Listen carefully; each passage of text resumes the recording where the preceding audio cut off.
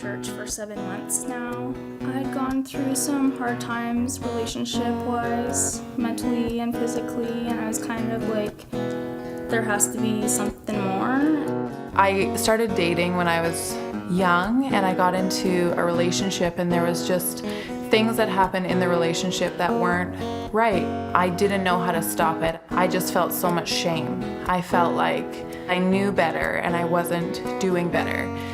There's a girl in the corner with tear stains on her eyes from the places she's wandered and the shame that she can't hide. She says, how did I get here? I'm not who I once was, and I'm crippled by the fear that I've fallen too far to love. And don't you know who you are and what's been done for you? Don't you know who you are?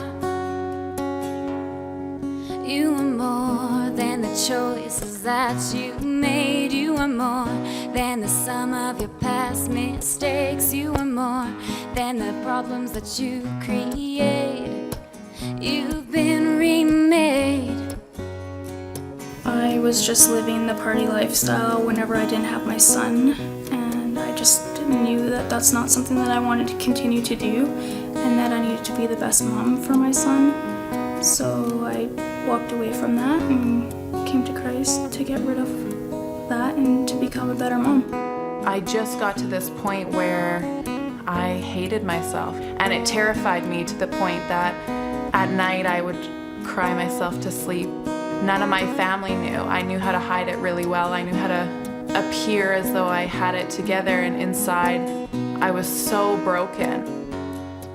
Well, she tries to believe it, that she's been given new life, but she can't shake the feeling that it's not true tonight. And she knows all the answers, she's rehearsed all the lines, and she'll try to do better, but she's too weak to try. And don't you know who you are? You are more than the choices that you made. You are more than the sum of your past mistakes. You are more than the problems that you create. You've been remade.